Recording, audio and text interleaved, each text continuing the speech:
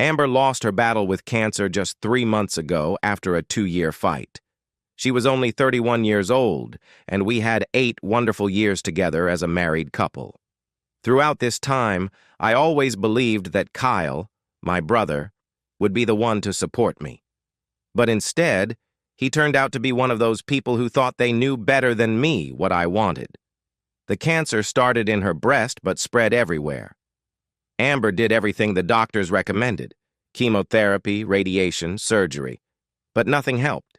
She grew weaker and weaker every day, but she kept fighting. Kyle came to visit us at the hospital. At first, he was supportive, but then he started making jokes thinking they were funny. But they weren't funny. He would say, "Well, at least you won't have to listen to her nagging anymore. Maybe this is God giving you a fresh start." When Amber was too sick to do anything but sleep most of the day, he would joke, "She's just ahead of everyone in a long nap." I still begged him to stop, but he said I needed to learn to laugh again, and that Amber would want me to take it with humor. I didn't agree. He came to her funeral when she died. He hugged me and cried, and I hoped that maybe he understood how serious it all was. 2 weeks later, he showed up at my door with a bottle of whiskey and said it was time for me to start living again. At that point, I was barely eating, barely sleeping, and barely making it through the day. He said that wasn't normal and that I needed to get out of the house and talk to women. I told him I wasn't ready, and he said that was the point, that Amber would never want me to waste away like this. He explained again that the best way to honor Amber's memory was to move on and find a new girlfriend. I just tried not to let him speak for Amber. He didn't know her like I did. Then Kyle called last week and said he had a surprise for me. He told me not to make plans for Friday night because he was taking me out. I thought he meant dinner or a movie like usual. But no. He picked me up and took me to a strip club. I thought it was just what I needed to get over my grief. I was in shock. I demanded that he take me home, but he laughed and said I was being silly. "This is where guys go to get fired up," he said. He had already paid for everything and made me stay because he didn't want to waste money since I was so nervous. The room was stuffy, dark, and smelled of cigarettes and cheap perfume. Kyle offered me a drink, told me to relax and have fun, but I couldn't stop thinking about Amber. She would have hated every minute of it. He pointed to different women and said, "Tell me, would you sleep with her?" I repeated, "I want to leave." He called over one of the strippers and said it was my birthday, and he wanted to cheer me up because I lost my wife. This time, the girl backed off a little, and even though I gave her money again, I convinced Kyle to tell her to kiss me. I politely declined, but he said I had no choice because he already paid. That was it. I couldn't take it anymore. I got up and left, called a taxi. Kyle followed me and started yelling in the parking lot that I was ungrateful, that he was just trying to help, that for God's sake, I needed to stop wallowing in misery. He yelled, "Amber left!" Nothing will bring her back. Most men would be happy to have a brother who tries so hard to get them laid. I told him he was sick, that he had no idea how bad I felt. He said that I had chosen to be unhappy, that he had put up with me for months, but that his patience had limits. He went so far as to say that Amber would be ashamed of me, that I was pathetic. I couldn't take it anymore. I punched him in the face. He fell to the ground, hitting his head on the car, and started bleeding. I almost hurt him. I was in the worst sense of the word, at least for a minute. But then he started stomping his feet and yelling that I was crazy and that he wasn't going to support someone who didn't want support. Die, even though I cherish our early comfort so much. And when you realize I was right, don't call me. That was a week ago. Kyle hasn't called or texted, and I haven't contacted him. I'm still so angry that I can't allow myself to feel anything but seething rage over what he did. My parents called. They heard from Kyle that we had a fight, but they didn't know why. They want us to make up because family is everything. They don't know the whole truth, that Kyle made fun of my dead wife and believed that hiring strippers was an appropriate way to deal with grief. Amber was my other half, the most loving, kind, funny, and beautiful girl I ever knew. She didn't deserve to die like that, and she certainly didn't deserve to have her memory tarnished by Kyle's terrible jokes. I know I'm not doing the right thing, but I'm trying. I don't need my brother to shame me for doing the wrong thing, or for being grateful for strip clubs and prostitutes.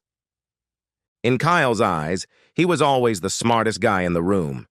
His way was the only way, and if anyone disagreed, we were just too emotional. He'll still break my stuff, like he did when we were kids, when he broke my toys and called me a crybaby, saying I was a crybaby and he was helping me grow up. Now he believes he can fix me with alcohol and naked women, as if I'm a broken suitcase that needs a little repair to work properly. He doesn't understand that I don't need fixing. I don't want to move on. I don't want to date anyone. And I definitely don't want him telling me what's good for me. I don't know if I'll ever be able to forgive Kyle for this. I don't even know if I want to. He crossed a line I didn't even know existed. Now I can't look at him the same way I used to. I can't give him anything that's important to me. Others may believe I'm being too harsh. But there are some things you don't joke about, and there are times when you just have to shut up and let people grieve the way they want to. It was weird when he said he wanted to take you to a strip club to cheer you up after Amber died, Emma told me. But at the time, Kyle had said it like he was a caring brother who just wanted to help me get through my loss. Now she knew. He wanted to come here. He wanted to use my grief as an excuse, and she instinctively didn't like places like that. He didn't care about helping me. It was a form of self-gratification. She wanted to know why I was telling her this now, why I hadn't said anything before. I explained that I had only recently found Amber's old phone in the glove compartment of her car, and when I read her messages, I felt she had a right to know the truth before committing her life to someone who probably didn't respect her. I told her that Kyle wasn't just cheating on her. He hadn't been any nicer to me after Amber died, and I had started to realize that he wasn't the person we both believed him to be. Emma fainted. She said she felt like an idiot for not figuring it out sooner, for ignoring the warning signs, for planning her entire wedding to a man who didn't care about her at all. I assured her it wasn't her fault. He was a manipulator, a master of deception, and she had trusted the last person she should have trusted. It wasn't her fault. But then reality set in. There were only 2 weeks left until the wedding. All the vendors had been paid. The guests had booked their tickets. They had invested a fortune and all their hopes in this. Their friends had no doubt that they were going to the party. She was depressed, crushed by the weight of expectations, burdened by the weight of betrayal. She was gently reminded that none of it, not the money, not the plans, not the guests, mattered more than she did and her future happiness. It would be foolish of her to spend her life with a man who had been unfaithful and would most likely continue to be unfaithful. "You're the best," Emma said to me. "Do you think I should tell Kyle before the wedding or just keep quiet until the big day?" I told her it was her choice, but I didn't believe for a second that Kyle didn't deserve to be publicly humiliated for what he had done to her, to me, and to Amber. He had never been held accountable for his actions. He had always lied, evaded responsibility, or blamed others, and that had to stop. "I need time to think," she said, and I told her she could think as long as she wanted. I would support whatever decision she made. Oh, and I assured her that if she decided to talk to him before the wedding instead of avoiding him all weekend, I would be there for her. And if she wanted to tell him everything at the altar, I would help her get there. I hugged her at dinner and thanked her for telling me, even though it was killing me. Better to know now than years from now, stuck in a loveless marriage with children and no way out, she said. Emma knew what she had to do. She had to ruin the wedding and tell everyone who Kyle really was. She asked me to help her plan it, and we came up with something that was both devastating and unforgettable. Something Kyle couldn't hide from or talk his way out of.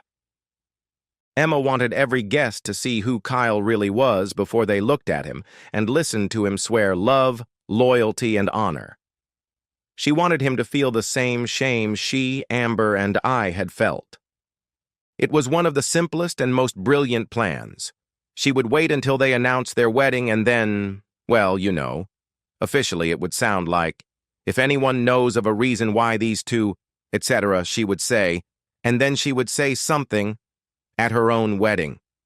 But to convince ourselves that we had evidence that no one could use against us to accuse us of panic or sabotage, we needed something cold and hard, something irrefutable.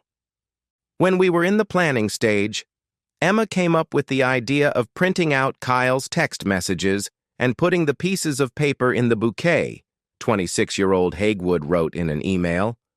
I would have ripped out the bad ones during the ceremony and read them. We spent hours going through the texts and picking out the most damning evidence, texts that no one could justify or explain away. We also included a few messages where Kyle called Emma boring and said she was only good for her family's money.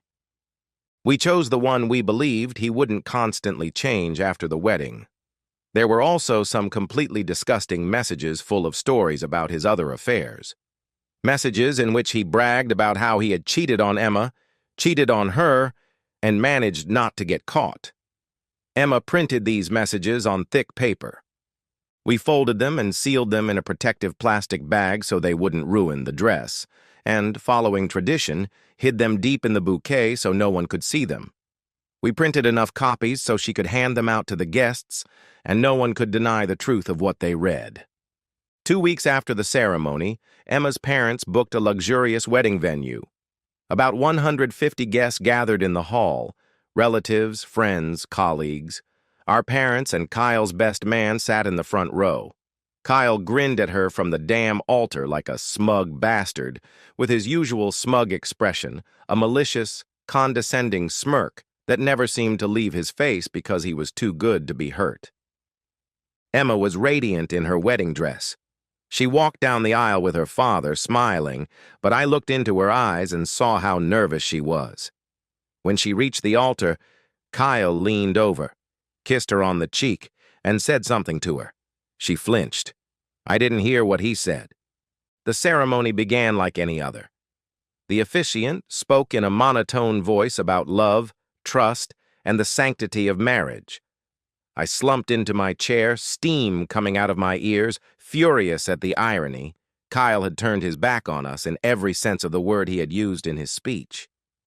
And then the moment came.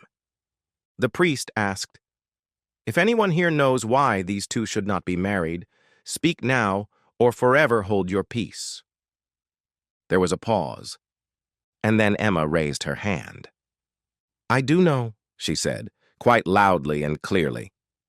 There were sighs in the room. Immediately there was a murmur. Kyle was stunned at first, then indignant. "Emma, what are you doing?" he asked. Emma ignored him. Then she looked at the guests and said in a bold voice, "I will not allow anyone to marry this woman because he has been cheating on me throughout our entire relationship."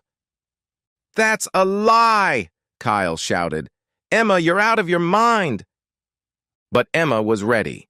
She reached into the bouquet and pulled out the papers. "I have proof," she said, and began to read. She looked at the text in which Kyle called her boring.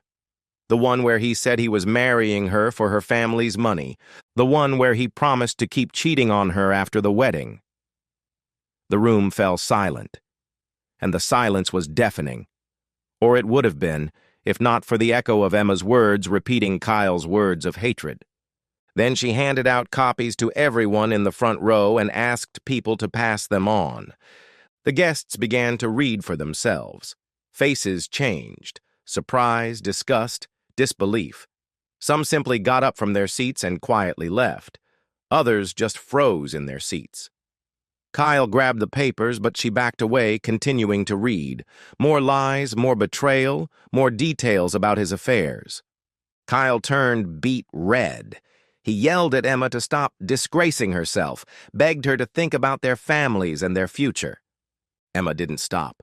Finally, Kyle couldn't take it anymore. "Oh, you want to tell everyone about this?" he shouted. "Fine, go ahead."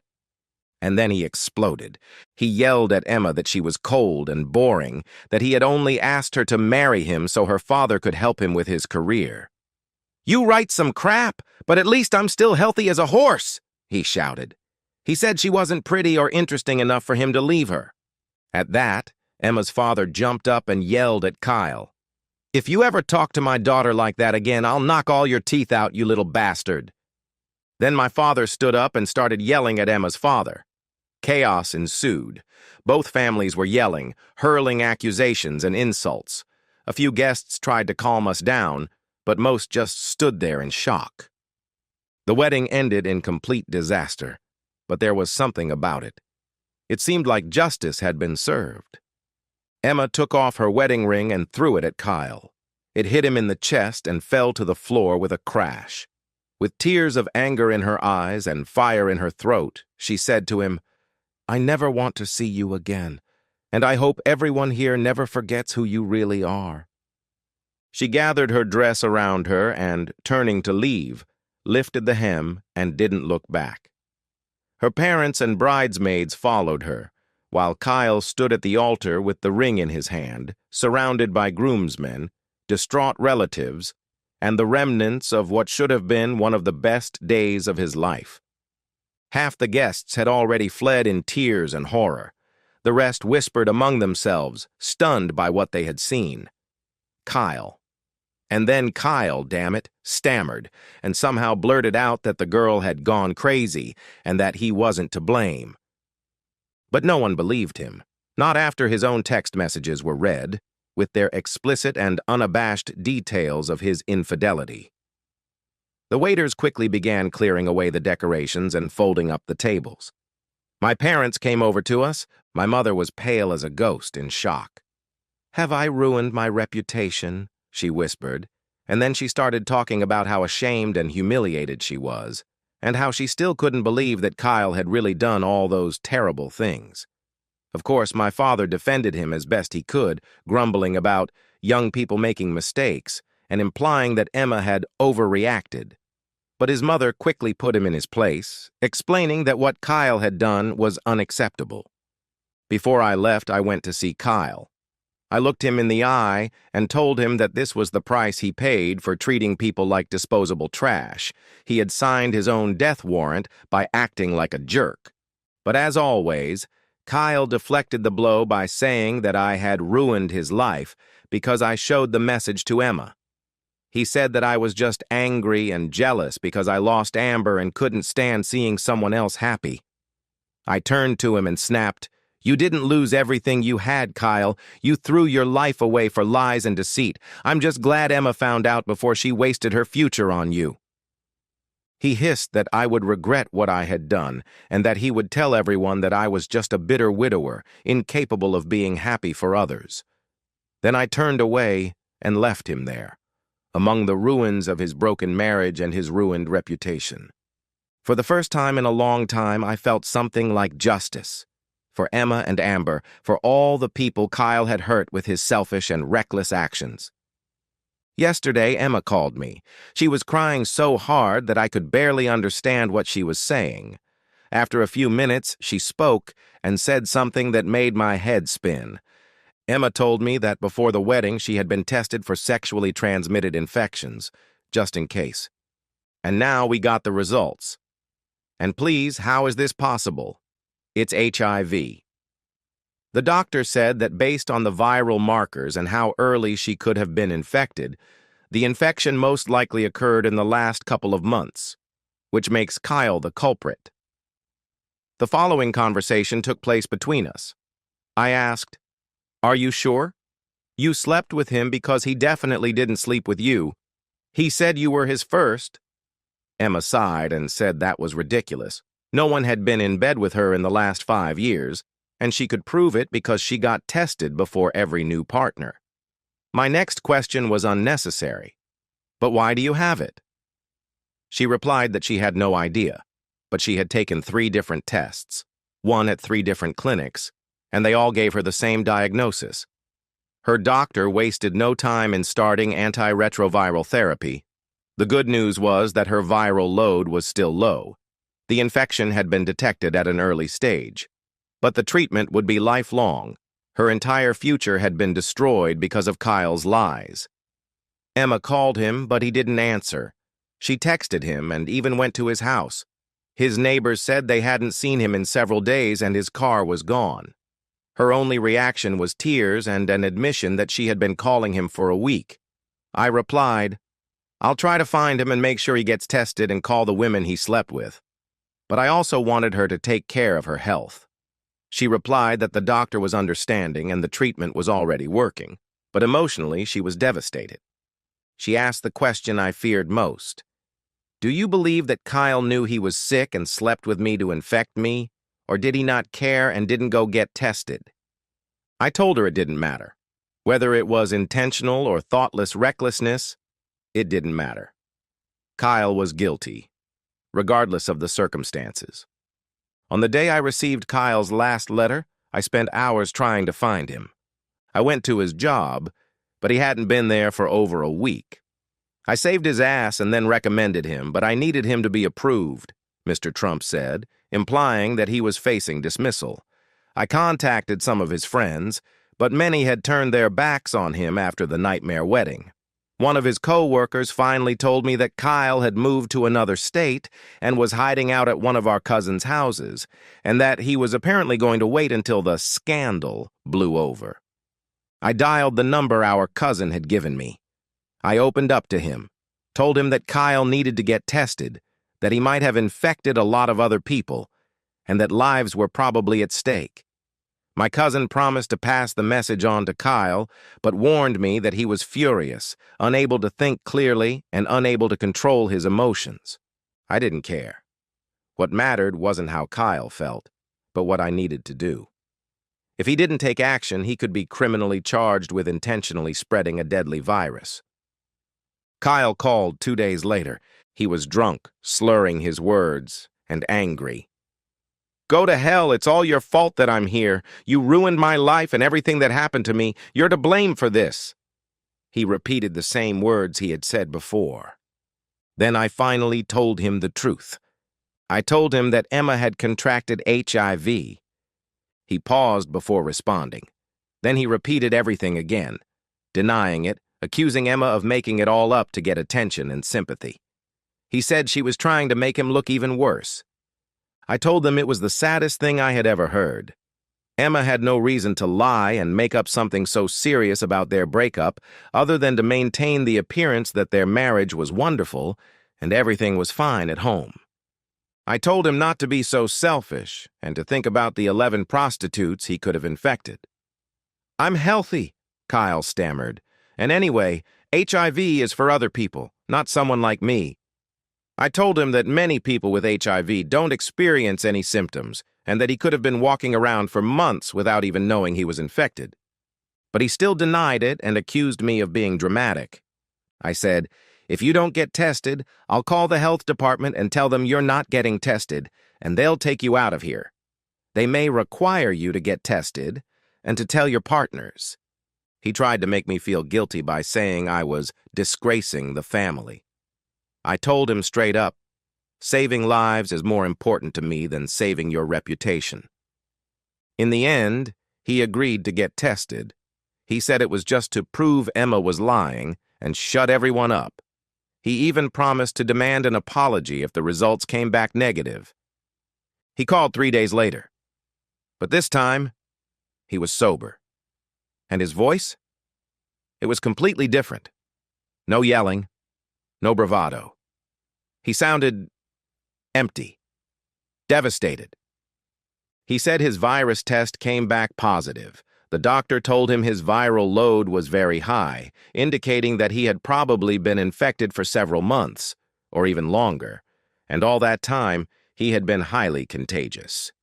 The doctor gave him a questionnaire listing all his sexual partners for the past year. There were 11 women, including Emma. Kyle finally realized how many lives he could have ruined, he told me. I asked if he had told them. "I don't know how to look them in the eye." I told him, "This isn't about you or your shame." These women deserved to know. At that moment, someone else could have unwittingly spread the virus even further. He said he was afraid and ashamed. He told me he didn't know what to say. I tell him to start with the reality. Be honest. At least once in your life, give these women a chance to protect themselves. Get tested. Get treatment if they need it. I still can't believe how Kyle's selfish desire for casual hookups and deception destroyed so many lives. If he had just told Emma the truth, once, this would never have happened.